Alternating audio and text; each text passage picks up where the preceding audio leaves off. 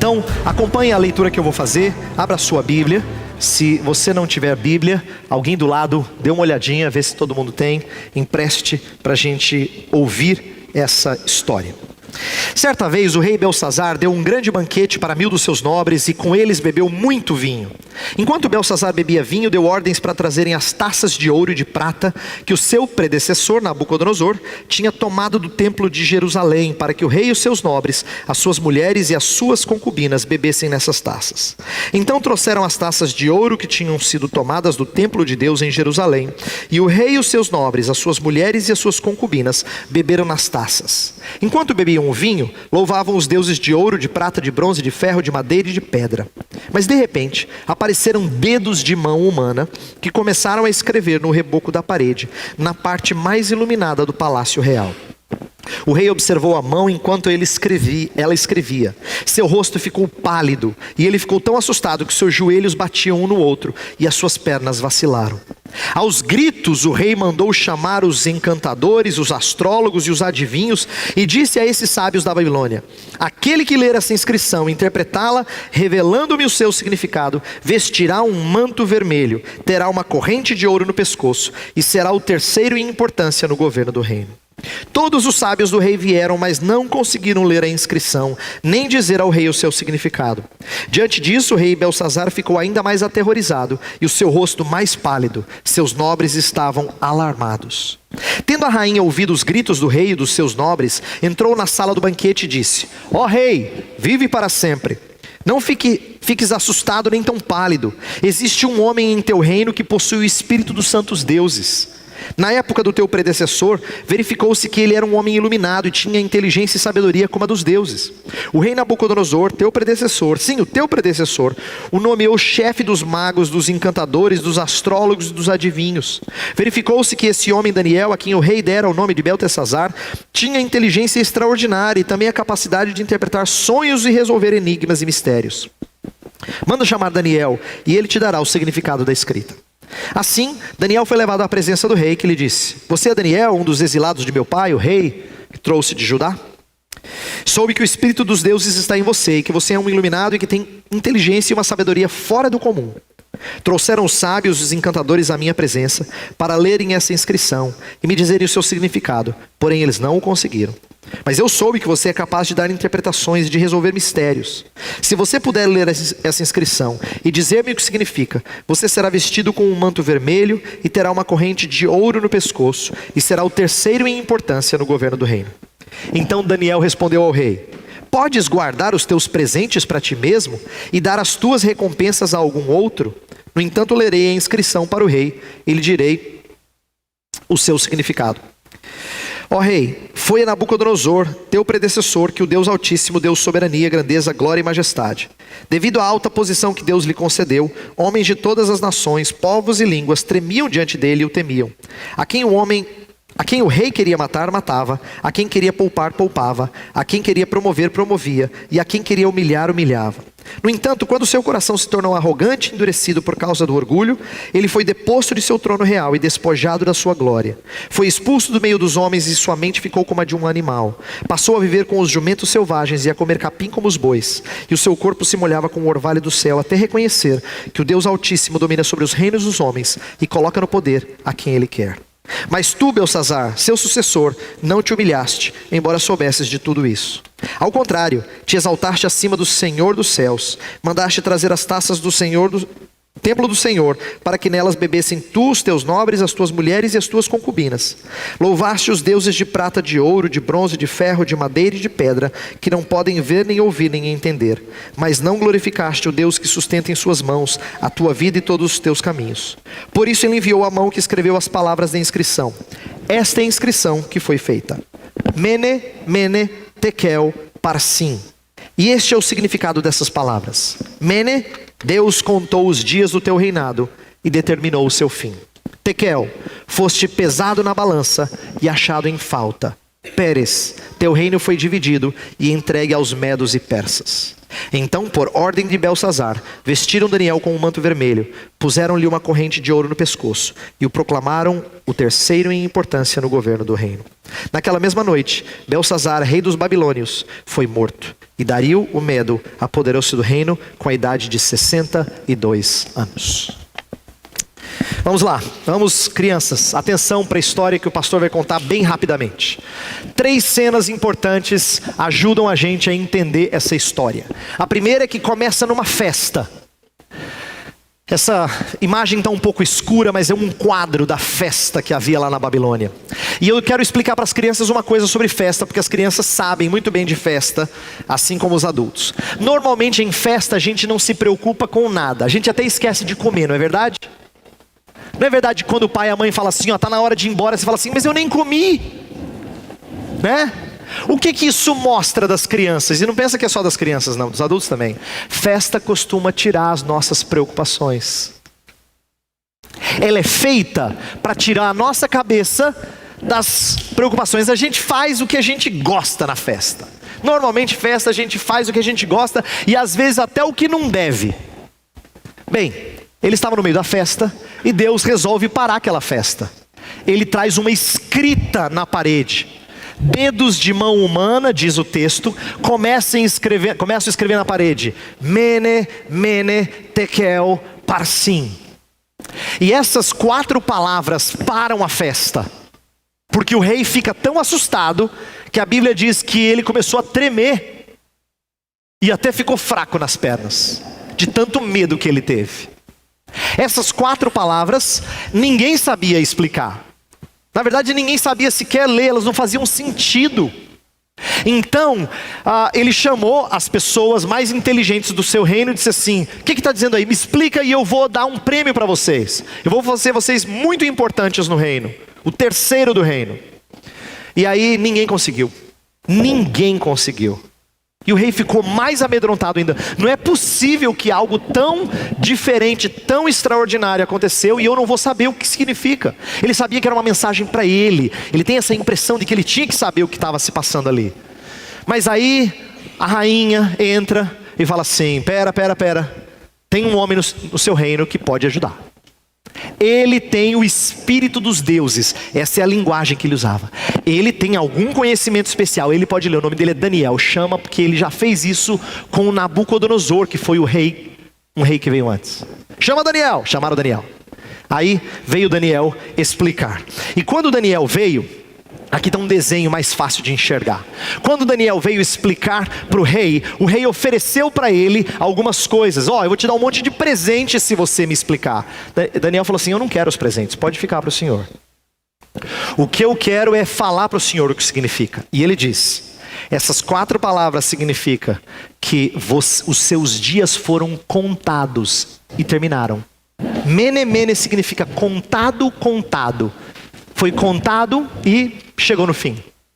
Tekel significa, você rei, foi colocado na balança e não foi bom. Deus não gostou do que ele viu na balança. Parsim significa dividido. O seu reino vai ser dividido e dado para outro reino, o reino dos medos e dos persas. E quando terminou essa explicação, o rei ficou tão impressionado que ele deu os presentes para Daniel mesmo assim. Só que não adiantou de nada, porque naquela noite, Babilônia foi invadida e o rei foi morto. E assim termina a história do capítulo 5. O que eu quero que as crianças pensem é sobre como é que Deus não brinca quando Deus fala assim, se você não mudar, eu vou disciplinar você. Às vezes o papai e a mamãe podem ser um pouquinho moles, mas Deus... Quando Deus fala assim, se você não se arrepender, você vai ser disciplinado. Você vai ser castigado. Deus realmente castiga. Deus é grande em juízo. E a história do capítulo 5 mostra isso. O que eu quero fazer com os adultos é o seguinte. Eu quero passar o resto do nosso tempo aqui, olhando perspectivas contrastantes. Eu quero pegar essa história que não tem muitos detalhes que eu vou explicar aqui. No entanto, ela tem algumas coisas preciosas. Eu quero estudar o capítulo 5 a partir desse contraste entre Belsazar e Daniel. Porque o monarca babilônico é o exemplo daquele cujos olhos estão focados apenas no aqui e no agora. Você vai perceber que por uma série de coisas, ele vai mostrar que ele está focado aqui nas coisas dessa vida, enquanto Daniel está focado nas coisas do eterno. E depois eu quero aplicar isso às nossas vidas, mostrando como às vezes a gente tem um olhar mundano e não um olhar de peregrino para as coisas deste mundo, tá? Então nós vamos falar de alguns contrastes. Eu quero começar com esse aqui, ó. Primeiro contraste: Belsazar vive em prol de prazeres, enquanto Daniel é desprendido dos prazeres. Presta atenção em como isso é importante no texto. O texto começa dizendo que o rei estava numa festa, e essa festa era uma festança, né? 1000 convidados, muitos nobres, tinha muito vinho, muitas mulheres. Dá para você ter um tom de como era essa festa. Muitos prazeres. Era uma festa voltada para as alegrias, os prazeres dessa vida. E isso mostra que o rei está atrás dessas coisas. Eu vou dizer por que isso mostra que o rei estava atrás dessas coisas. Eu tenho que te contar um pouquinho da história que está por detrás. Os historiadores que escreveram a história da Babilônia, que não estão registrados na Bíblia, os historiadores contemporâneos daquela época, eles disseram que Ciro já tinha cercado a Babilônia. Só que a Babilônia, ela estava despreocupada. E na sua despreocupação, ela curte os prazeres dessa vida, mesmo estando cercada por perigos. Eu vou explicar um pouquinho mais em que sentido ela é despreocupada. Mas eu quero que você saiba que há um perigo iminente de ser conquistada, e no entanto, ela quer curtir os prazeres dessa vida. Isso que a gente vê em Belsazar é próprio de quem vive pensando no aqui e no agora. Enquanto que Daniel não. Daniel é aquele que está preocupado com as coisas do eterno. Por quê? Quando lhe é oferecido os prêmios e ser o terceiro do reino, você precisa entender por que ele foi oferecido ser o terceiro do reino. Antes, na história de Nabucodonosor diz para ele assim: você será o segundo do reino. Mas Belsazar não era o maior da Babilônia. Na verdade, Nabônidos era o rei, e ele estava numa outra cidade e havia colocado Belsazar, que provavelmente era o seu filho, como chefe no comando lá na cidade da Babilônia. Então, como ele era só o segundo do reino, é por isso que ele só pode oferecer o terceiro posto. É o mais alto que ele tinha disponível. É por isso que ele oferece para Daniel, e no caso antes para os sábios da Babilônia, a ideia de ser o terceiro. Eu quero que você agora atente para algo importante. Daniel, ele já se passou um bom tempo desde o reinado de Nabucodonosor. Quase 25 anos quando essa história acontece. E você não sabe praticamente nada que aconteceu com Daniel nesses 25 anos. A gente deduz que Daniel provavelmente foi escanteado depois que Nabucodonosor morreu. E cerca de 25 anos depois da morte de Nabucodonosor, ninguém nem sabe direito de Daniel. Porque na hora que a escrita está lá e eles não sabem ler, a rainha mãe, aquela rainha provavelmente era a mãe de Belsazar, ela que era mais velha e conhecia a história de Nabucodonosor melhor, falou assim: olha, tem um que interpreta, ele é bom.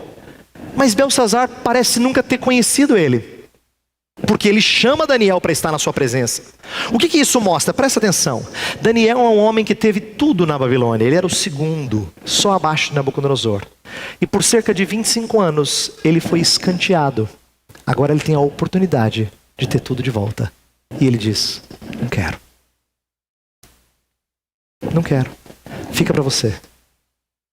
Eu não quero. Se ele diz essas coisas, é sinal de que ele estava com seus olhos focados não nos prazeres transitórios dessa vida. E eu quero chamar a atenção desse aspecto e começar focando nele por causa de uma filosofia comum há muito tempo. Desde os filósofos gregos chamados epicuristas, aqueles que viviam em busca do prazer, o que a gente chama de hedonismo, existe essa frase, essa expressão, carpe diem, que significa curta a vida, aproveite o dia. Literalmente significa aproveite o dia, curta a vida. Esse é o espírito de pessoas que estão atrás de aventuras, de prazeres, de alegria. Você vai dizer assim, pastor, mas não é verdade que todo mundo quer alegria, felicidade, quer fugir do sofrimento? Mas veja a diferença. O que eu quero contrastar aqui? Todas as pessoas estão em busca de prazer e felicidade e ao mesmo tempo evitando dor e sofrimento. Isso é natural.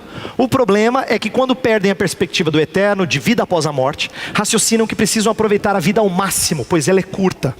Presta atenção em como as pessoas costumam dar esse tipo de conselho. Curta a vida, ela é muito curta. Aproveite a vida, ela é muito curta. A ideia é que você tem um tempinho aqui, depois você não sabe o que vai acontecer. Então curta aqui. Curta agora. Aproveite. Esse espírito do carpe diem, de aproveite a vida, ele tem sido impulsionado por várias coisas ao nosso redor. Várias coisas ao nosso redor. Presta atenção na indústria de diversão. O que os filmes colocam? A ideia de você aproveitar a vida. Na minha época de adolescente, os mais velhos vão lembrar, tinha um filme que chamava assim, Curtindo a Vida Adoidado. Todo mundo lembra. E todo mundo achava o máximo esse filme. Por quê? Porque a ideia é, curta a vida, aproveite. Você tem que fazer isso. A vida é curta. Então, viva e não tenha vergonha de ser feliz. As pessoas falam umas frases desse tipo assim. Não tenha vergonha de ser feliz. Quem tem vergonha de ser feliz? Ser feliz não é nada vergonhoso, mas significa faça o que for necessário, mesmo que você tenha que quebrar paradigmas para você atingir o seu prazer e a sua felicidade. Esse espírito está em coisas ao seu dispor. As propagandas são sobre o quê? São sobre aquilo que te deixa feliz. É por isso que a gente foca no turismo, nos parques, nos restaurantes, nos filmes, nas coisas que nos dão prazer, que atraem os nossos sentidos em alguma maneira. É isso que a gente curte. Essa indústria da diversão, ela faz rios de dinheiro. Festas e outras coisas mais movem rios de dinheiro. E a gente não hesita em gastar dinheiro com essas coisas, porque a gente as considera importantes. Presta atenção em quanto dinheiro nós economizamos para casar alguém ou para tirar férias. E nós não consideramos isso dinheiro mal investido. Todo mundo faz. Porque nós damos muito valor à indústria da diversão. Essas coisas são importantes para nós. A indústria química também favorece um pouquinho. Calmantes, estimulantes, produtos estéticos, tudo para que você tenha tranquilidade nessa vida, para que você curta a vida, não se estresse, aproveite a vida. Esse espírito de carpe diem tem uma coisa que eu quero destacar hoje, que chama a minha atenção e é o que eu estava pensando bastante antes de trazer essa mensagem. Nós vivemos numa sociedade de consumo, muito sério isso, e muito marcante isso. Que às vezes nós nem percebemos quão dominador isso é ao nosso redor. Veja como a gente é cercado de marketing. Milhares de propagandas em busca de nossos 5 sentidos. Televisão, rádio, internet, revista, outdoor, tudo tem a ver com venda. Quase, assim, você percebe como é raro quando aparece alguma propaganda na televisão e não é produto? Você fala, nossa, que estranho, do que era o produto? Eu nem peguei. Não era, mas é coisa rara. Quase nunca aparece. Porque nós vivemos numa sociedade cercada por venda, por consumismo. Prometem felicidade e segurança. Querem trazer esse senso de alegria, de que você está satisfeito. Um autor que eu li, ele fala assim que, curiosamente, o consumismo sabe que o que pega são os seus sentidos. Você é uma pessoa sensível. Então se mexe com o seu tato. Pode ser alguma coisa que você goste de experimentar. Então é o seu paladar. Pode ser alguma coisa que você gosta de ver. Pode ser alguma coisa que você gosta de sentir. E veja, isso aqui atinge todo mundo. Porque de repente você fala assim, pastor, eu não ligo para viagem. Mas você pode não ligar para algum dos sentidos. Talvez, mas para outro você liga. Tem coisas que a gente curte. Você curte o conforto daquele travesseiro melhor, daquela praia linda, daquela comida ou bebida saborosa. Essas coisas nos atraem. E a gente é capaz de gastar um dinheiro a mais para ter um pouquinho de prazer. Porque nós entendemos que essas coisas nos trazem, pelo menos em alguma medida, alegria e segurança, um senso de satisfação. Mas um autor que eu li chamado John Benton, ele falou assim: eu tenho uma coisa pior no consumismo. Não é só poder comprar, é poder escolher que fascina.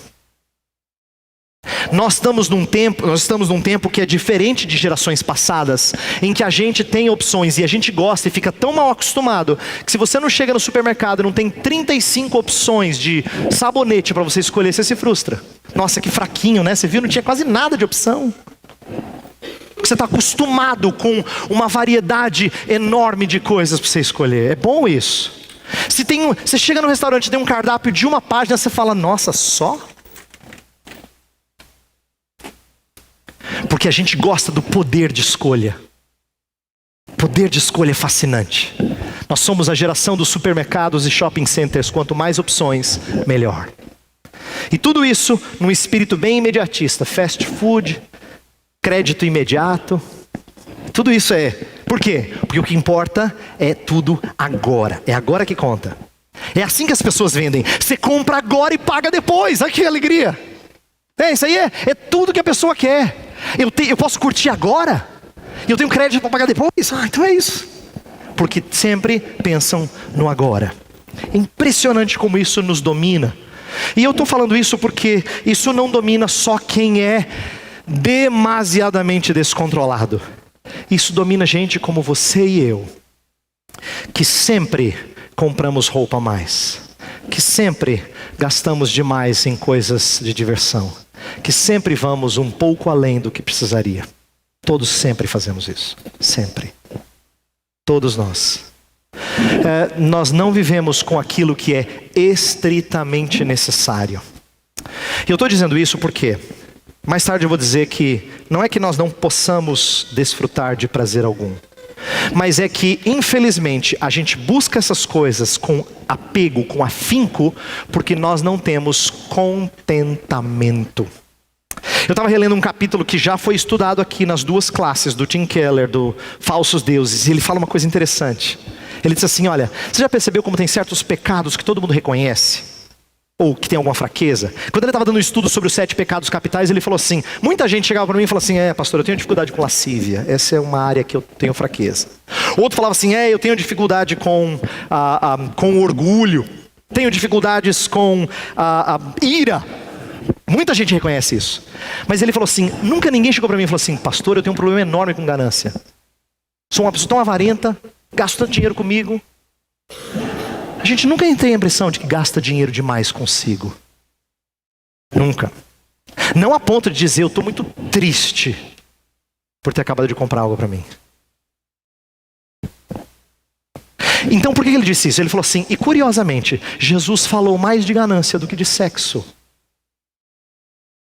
Talvez para alertar-nos que é um perigo mais desapercebido em nosso meio, mas não notado no nosso meio.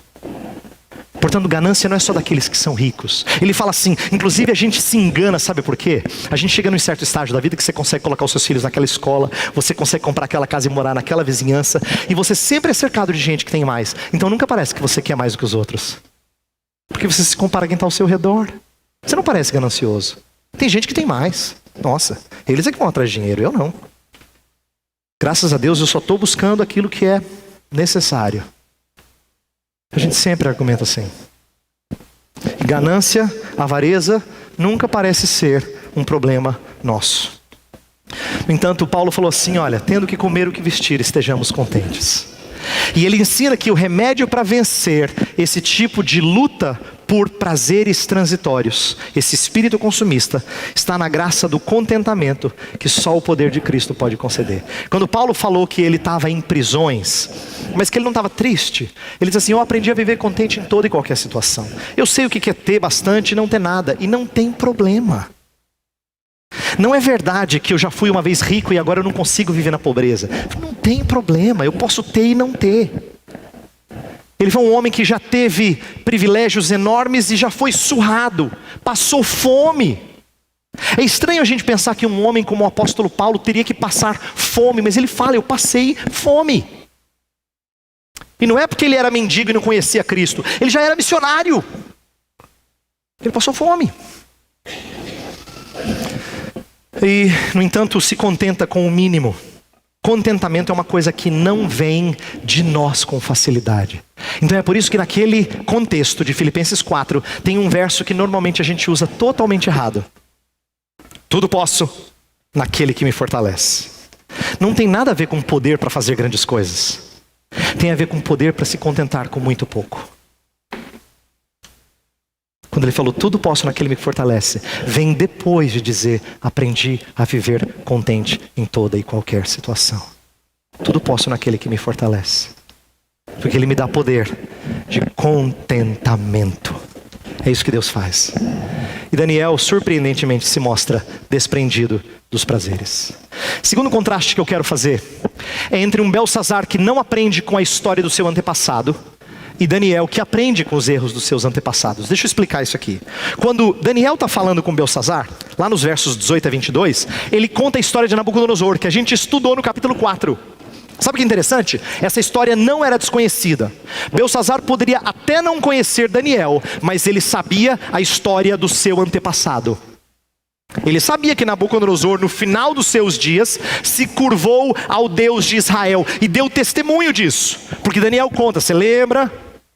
Você sabia disso. Verso 22 ele fala, você sabia disso. E nem assim você se curvou. Em outras palavras, você é mais culpado do que Nabucodonosor. Porque você teve o testemunho dele e você não se curvou. Você não se curvou da sua soberba. Isso mostra que ele não aprende com a história do passado. Daniel, em contrapartida, na mesma época, na verdade no ano seguinte, está lá no capítulo 9, no primeiro ano de Dario, que é aquele que sucedeu Belsazar. Ele diz que ele estava lendo a história de Jeremias. E ele encontrou lá que Deus havia trazido o povo para a Babilônia, porque o povo havia deixado a Deus. E ele resolve fazer uma oração de confissão e dizer assim, Senhor, os nossos pais não se arrependeram. Mas agora eu quero pedir perdão pelos pecados do meu povo. Ele aprende com os erros dos seus antepassados. Ele olha para aquilo que os seus antepassados não fizeram, seus pais não fizeram. E ele diz, Senhor, eu quero confessar os meus erros. Eu errei. Na verdade não é Daniel que foi rebelde para com Deus. É o seu povo, mas ele está fazendo o que os antepassados não fizeram. Daniel capítulo 9, ele aprende, lendo o profeta Jeremias, a não cometer os erros dos seus antepassados. Por que eu quero dizer isso? Porque nós temos um costume muito ruim, e isso é próprio de quem não tem olhos no eterno, mas tem olhos no agora. De sermos um povo sem história. Eu não quero falar só do futuro, eu quero falar um pouquinho do passado, porque essa é uma lição importante que a Bíblia nos traz. Povo que tem os olhos só no aqui e no agora, não aprende com erros passados. Você já percebeu como a Bíblia gasta um tempão falando de memória, de lembrar, de recordar os feitos de Deus? A memória na Bíblia, tanto é um instrumento para você evitar erros, como um instrumento para levar você a ter esperança, de novo, de que Deus vai livrar de alguma situação ruim. Tanto é que um verso muito citado entre nós é, quero trazer à memória o que pode me dar esperança. Memória era muito importante para o judeu. É por isso que ele escreve genealogias. É por isso que ele conta, em boa parte do Antigo Testamento, histórias. É por isso que eu estou contando essas histórias de novo. Que são histórias que a gente aprende quando pequeno na escola bíblica dominical. Mas porque é importante nós não perdermos de vista a nossa história. Lembra que eu falei em domingos passados que assim como Daniel, nós somos uma página na história da redenção. Eu não posso esquecer as páginas anteriores, eu tenho que aprender com elas. Mas Belsazar é um homem do agora, entendeu? Então ele não presta atenção no erro dos seus antepassados. Eu fico com tristeza quando eu vejo pessoas que são frutos de casamentos ruins, repetindo os mesmos erros dos seus pais. E não adianta dizer que são socialmente conduzidos. Na verdade, são gente sem história. que não usa a memória para não repetir os erros dos seus antepassados. Gente que viu os seus pais fazerem coisas erradas e repetem as mesmas coisas. E ainda depois vão lá confessar para o seu terapeuta, dizer assim: olha, eu sou assim porque meu pai foi assim. Não! Você foi assim porque você não aprendeu com os seus antepassados. Você foi assim porque você não se arrependeu com eles. Você é mais culpado do que eles porque você tinha o exemplo a ser seguido. Você é mais culpado do que eles. Assim como era Belsazar, nós temos que deixar de ser povo que só pensa no aqui e no agora, tão míope para olhar as coisas do passado. Terceiro contraste: Belsazar é irreverente e não atenta ao perigo iminente. Daniel, em contrapartida, é reverente para com Deus e ciente do juízo divino. Ele foi irreverente porque no meio da festa que eu contei para as crianças, ele pede para trazer as taças que eram do Templo de Jerusalém. Portanto, eram instrumentos consagrados para o culto, que Belsazar toma e se embriaga com eles. Em outras palavras, vamos pegar as taças religiosas para encher a cara. É mais ou menos isso que ele queria fazer. E foi isso que ele fez. Ele profanou aqueles instrumentos. E além de ser irreverente para com Deus, ele demonstra um espírito bastante despreocupado e desatento ao perigo iminente. Eu mencionei antes e quero reforçar agora que ele estava cercado pelo exército de Ciro. E Ciro, naquela noite, iria conquistar a Babilônia. No entanto, o que ele faz? Ele está tão confiante nas fortalezas da Babilônia, porque a história diz que a Babilônia era uma cidade praticamente impenetrável. Ela tinha um grande fosso, um grande canal de água que era difícil de transpor. Além disso, muralhas gigantescas. Era praticamente impossível. Então o que se faz lá fora? Enquanto lá fora tem exército, o que se faz lá dentro? Festa. Festa. Despreocupado com qualquer perigo que vem por aí. Esse espírito é contrastado com um Daniel que tem muita reverência para com Deus. E além de reverência, ele tem ciência de que Deus é grande em juízo. E é por isso que ele anuncia: Rei, olha, você profanou. Olha o verso 23 do texto que a gente leu. Ele fala assim: ao contrário, te exaltaste acima do Senhor dos céus, mandaste trazer as taças do templo do Senhor para que nelas bebessem tu, os teus nobres, e tuas mulheres e as tuas concubinas. Louvaste os deuses de prata, de ouro, de bronze, de ferro, de madeira e de pedra, que não podem ver, nem ouvir, nem entender, mas não glorificaste o Deus que sustenta em suas mãos a tua vida e todos os teus caminhos. Olha só, olha a ironia da idolatria. Você tomou as taças do Deus vivo e você louvou os deuses que não te ouvem. E você não glorificou aquele que sustenta a tua vida e o teu reino. É por isso que eu vou interpretar, Rei. Essas 4 palavras significam contado, contado e dividido.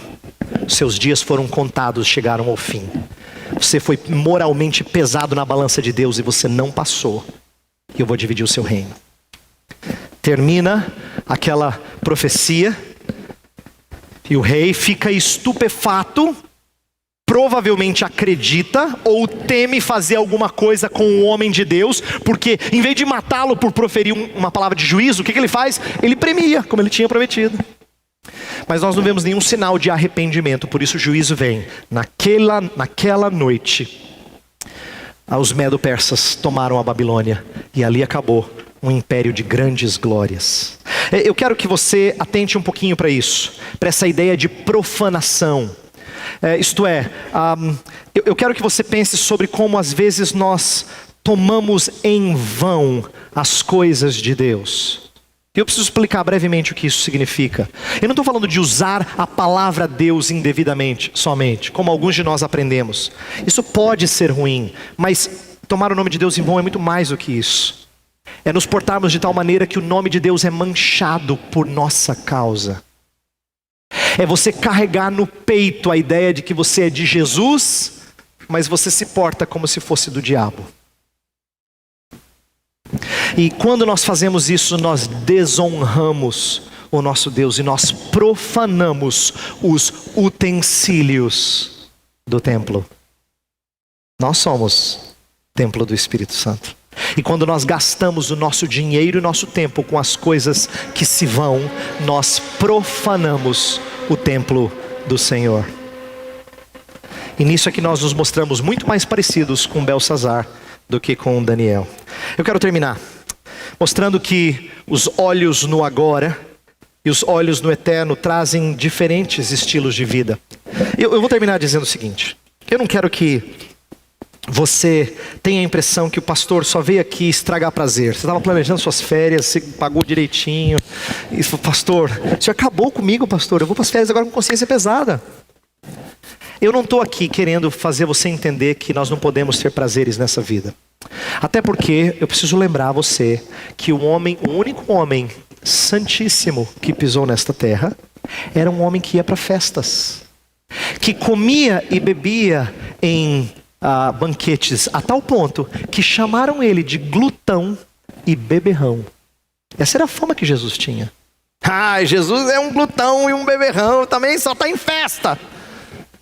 Nosso Salvador não entendeu como errôneo o participar de coisas prazerosas nessa vida. Ele até entendeu que fazia parte da alegria da sua vida agradecer a Deus por essas coisas. O problema é quando o nosso coração se deixa tomar por elas. E é isso que eu estou querendo fazer você entender. Veja só, não precisamos ser estraga prazeres. Você não precisa chegar para alguém que acabou de comprar alguma coisa e dizer assim: gastou o que não precisava, né? Não há nada de recomendável na vida ascética. Inclusive a expressão de louvor, o curtirmos as delícias desta vida, reconhecendo que elas vêm do Senhor. Porém não podemos gastar a nossa vida correndo atrás delas, pois isso é correr atrás do vento. E eu quero aqui de novo chamar a sua atenção para coisas que nós fazemos e nem sempre percebemos. Quando você não tem nada para fazer, para onde você vai? Vou dar a resposta de muita gente: para o shopping. Por que shopping é emblemático do que a gente faz quando você está sem graça? É porque você vai tentar trazer um pouquinho de alegria para a sua vida. E alegria significa entrar no rolo compressor de uma sociedade consumista. E você pode tentar fugir disso. Você pode tentar fugir dizendo: não, pastor, essas coisas não me atingem. É bem possível que você seja o mais cego de todos aqui. É bem possível. Não vou dizer certeza, mas é bem possível que você seja o mais cego de todos aqui. Porque você não percebe que você e eu podemos cair em espírito ganancioso. O senso do eterno levou Daniel a rejeitar os prazeres transitórios e a anunciar ousadamente o juízo divino.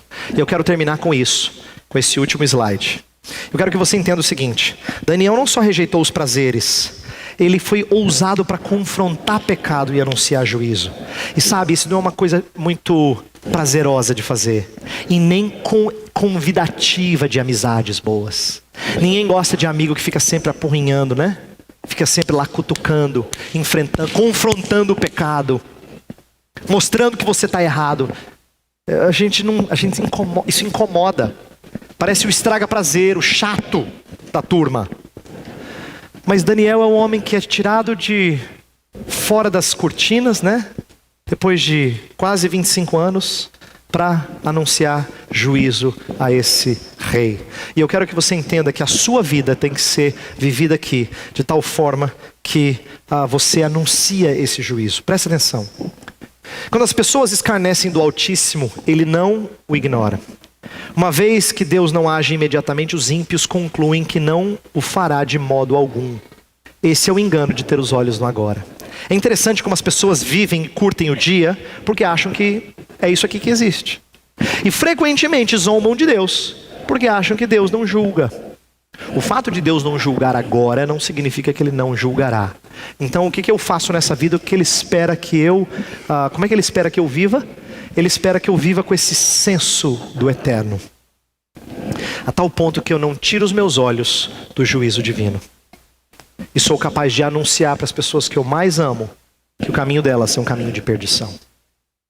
Um caminho de perdição. É isso que o Senhor espera de nós. Viver amando a Deus no mundo é ciente desses pecados e dessas quedas. Cristãos precisam ter a audácia de anunciar o juízo divino sobre todo tipo de mundanismo. Quando eu digo audácia, é porque no nosso caso normalmente não vem presente depois que a gente anuncia o juízo.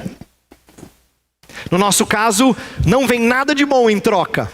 Então você tem que esperar nada de bom em troca. Isso é ousadia, isso é audácia.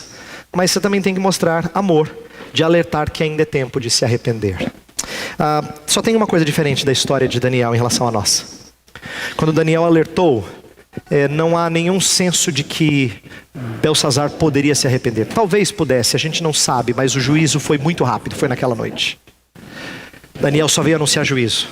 Eu ainda tenho o privilégio de dizer: buscai ao Senhor enquanto se pode achar. Invocai-o enquanto está perto. Eu ainda posso dizer isso. Você ainda pode dizer isso. Meu desejo é que você faça isso. Que você alerte as pessoas. Que você seja um arauto como Daniel foi. O que ele fez? Ele vivia perto de gente importante. Mas o que ele fazia? Coisa importante? Não no sentido de importante no mundo. Mas ele era o arauto do seu rei.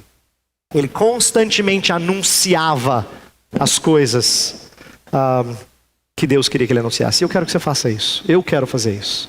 Quero que nós gastemos nossa vida sendo pessoas que têm perspectiva do eterno. Não perdem os olhos no eterno. Não tiram o foco do eterno. E por isso são anunciadores do juízo de arrependimento. Nós vamos orar.